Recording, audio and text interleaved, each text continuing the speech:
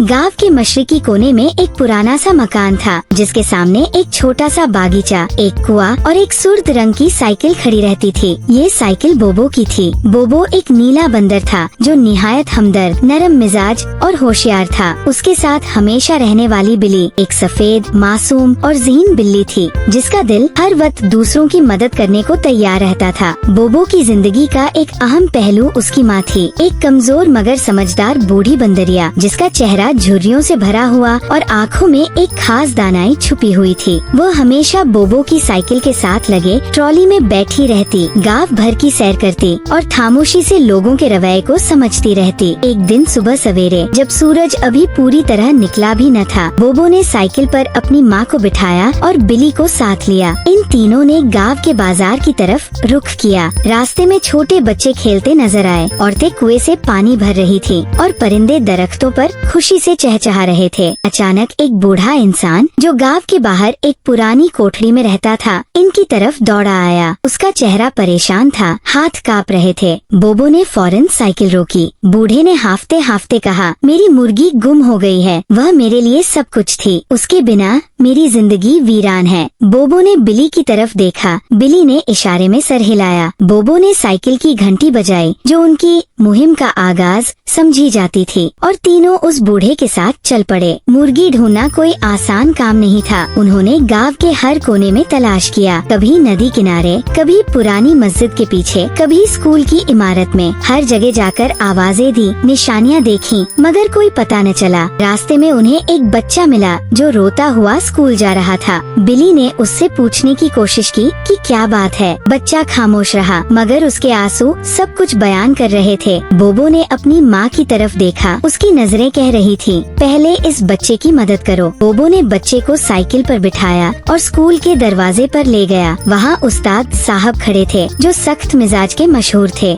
बोबो ने बच्चे का हाथ पकड़कर उस्ताद के सामने किया। बिली ने नरमी से बच्चे का बस्ता संवारा। उस्ताद ने हैरानी से इन दोनों को देखा और पहली बार अपने चेहरे पर एक मुस्कान लाई। तुम दोनों ने आज एक नेकी की है, शायद तुम्हें बदले में वह मुर्गी भी मिल जाए जिसकी तलाश में हो, उस्ताद ने मुस्कुराकर कहा। उसी दिन शाम को जब तीनों थककर कुएं के पास बैठे थे, बिली को दूर एक झाड़ी में हरकत महसूस हुई। वह दौड़ी। बोबो उसके पीछे भागा और वाकई वही मुर्गी थी, मिट्टी में लथपथ मगर जिंदा। बोबो ने निहायत मोहब्बत से उसे उठाया, साफ किया और वापस बूढ़े को दिया। बूढ़ा रो पड़ा। उसने बोबो और बिली को गले लगा लिया और कहा, तुम दोनों सिर्फ जानवर नहीं, रिश्ते हो मेरे लिए। उसी रात बोबो अपनी माँ के साथ साइकिल पर वापस जा रहा था। ठंडी हवा, खामोश गलियां और आसमान पर चमकते तारे, जैसे सब उनकी नेकी का जश्न मना रहे हों। बिली ने बोबो की तरफ देखा और दोनों ने एक दूसरे को ऐसी मुस्कान दी जैसे कुछ कहा हो, मगर बिना अल्फाज के।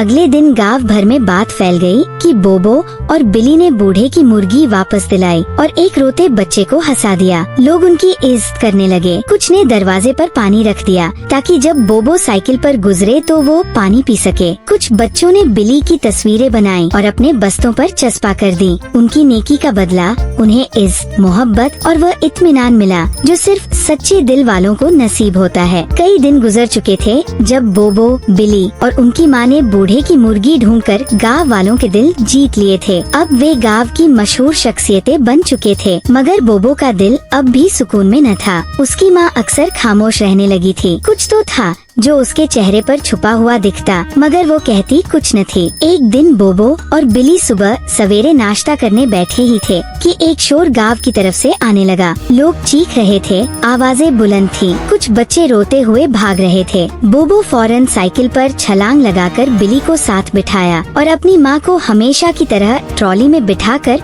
शोर की तरफ दौड़ा। गांव के बीचों बीच एक नया मसला खड़ा हो चुका था। गांव का सबसे अमीर इंसान हाजी रशीद, जिसके पास कई दुकानें, गाय और जमीनें थीं, उसने अपनी जमीन के बीचों बीच गांव का वही इकलौता पुराना कुआं बंद करवा दिया था। दलील यह दी कि कुआं उसकी मिल्कियत है और अब से कोई भी उससे पानी नहीं भर सकता। ये वही कुआं था जहाँ से बोबो की माँ हर शाम अपने लिए पानी भरने जाती थी, जहाँ बच्चे खेलते और जहाँ बिली अक्सर बैठकर छाव में सुस्ताया करती थी। ये ज्यादती है। बोबो के दिल में गुस्सा आया, मगर वह जानता था कि सीधी लड़ाई लड़ाई से बात नहीं बनेगी। बोब ने बिली के साथ बैठकर एक मंसूबा बनाया। उन्होंने गांव के बच्चों को जमा किया, औरतों को बिठाया और सबको एक सब कामोज खेल में शामिल कर लिया। खेल का नाम था फर्जी कुआं। बोबो ने एक नकली कुआं बनाया जहां सब आकर पानी से भरते। बिली बच्चों को पानी के गिलास देती और बोबो की माँ चुपचाप बैठी सब कुछ देखती रहती। जल्द ही ये खेल पूरे गांव में मशहूर हो गया, हत्ता कि हाजी रशीद का अपना पोता, जिसे पानी की कमी से बीमार पड़ गया था, भी इस खेल में हिस्सा लेने लगा।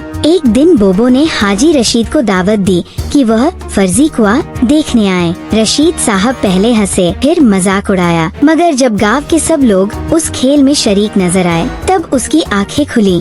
मेरा पोता खुश है? उसने हैरत से पूछा। हाँ, क्योंकि उसे लगता है कि अब भी पानी है, उम्मीद है, सुकून है। बोबो की माँ ने पहली बार आहिस्ता से कहा। ये अल्फाज हाजी रशीद के दिल में तीर की तरह लगे। रात भर वो सो न सका। सुबह सवेरे जब बोबो, बली और माँ नाश्ता कर रहे थे, रशीद साहब साइकिल के पास आकर खड़े हो गए। मैंने गलती की, उन्होंने आहिस्ता से कहा। कुआं सिर्फ मेरा नहीं था, वो सबका था। मैं उसे दोबारा खोल रहा हूँ और तुम सबसे माफी मांगता हूँ। गांव में जश्न का समा बन गया। बोबो की माँ ने अपनी गोद से एक छोटा सा आम निकाला और रशीद साहब को दिया। ये तुम्हारी नेकी का फल है। रशीद साहब रो पड़े। उस दिन के बाद कुआं खुला रहा हर एक के लिए। गांव के बच्चे बली के गिर्द घूमते और बोबो की साइकिल अब गांव का फख्र बन चुकी थी। जो कोई भी नया मेहमान आता, सबसे पहले उसे बोबो, बली और उनकी माँ के बारे में बताया जाता। इस तमाम सफर में बोबो और बली ने ये सीखा कि दौलत और ताकत वक्ती होती है, मगर अगर दिल छोटा हो तो इंसान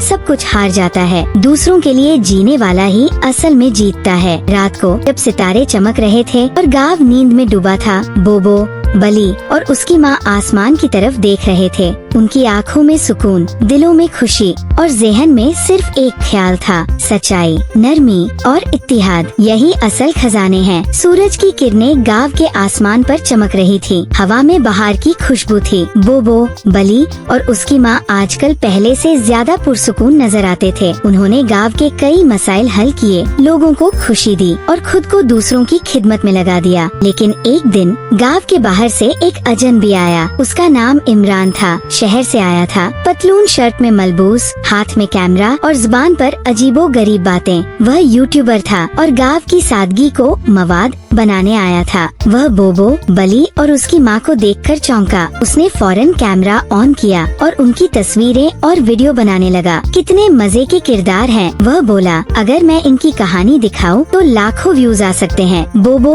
और बली समझ नहीं पाए, लेकिन उनकी माँ ने फौरन पहचान लिया। ये वो लोग हैं जो दूसरों को दिखावा बना देते हैं। इमरान ने गांव वालों के कपड़े, उनके टूटे घर और सादा तर्जे जिंदगी को मजाक बनाकर वीडियो अपलोड की। चंद दिनों में लाखों व्यूज, लाखों लाइक्स और इमरान मशहूर हो गया। लेकिन गांव में उलझन छा गई। बच्चे सिमटने लगे, औरतें पर्दे में छुपने लगी और बोबो की माँ ने अपना घर ही छोड़ दिया। ये इज्जत नहीं, तमाशा है, उसने कहा। बूढ़ी माँ की खामोशी ने बोबो के दिल को हिला दिया। बली ने पहली बार आंखों में आंसू लिए कहा, क्या हम सब वाकई किसी के मजाक का हिस्सा बन गए हैं? बोबो ने फैसला कर लिया। अगली सुबह वह अपनी रेड साइकिल, माँ को ट्रॉली में बिठाए बली के साथ इमरान के पीछे शहर रवाना हो गया। शहर में रोशनी, शोर और तेज बोलने वाले लोग थे। बोबो, बली और माँ को सब अजीब नजरों से देख रहे थे। इमरान के ऑफिस पहुंचकर बोबो ने एक खत इमरान के हाथ में पकड़ाया। उसमें सिर्फ इतना लिखा था,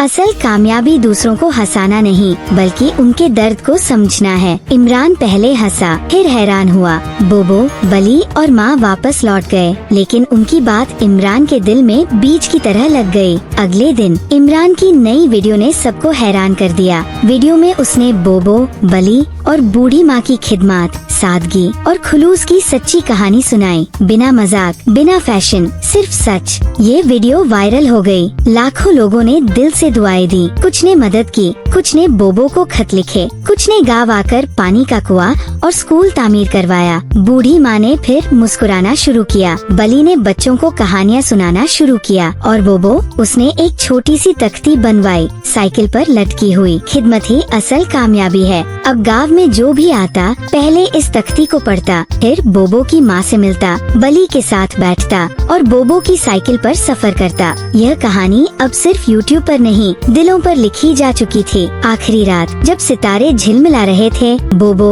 बली और उसकी माँ आसमान की तरफ देख रहे थे। बूढ़ी माँ बोली, बेटा अब समझ आई, जिंदगी का मकसद सिर्फ जीना नहीं, दूसरों के लिए जीना है। बोबो ने सर हिलाया, बली ने मुस्कुराहट के साथ माँ का हाथ थाम लिया और आसमान पर एक सितारा टूटा। वह सितारा नहीं, एक दुआ थी।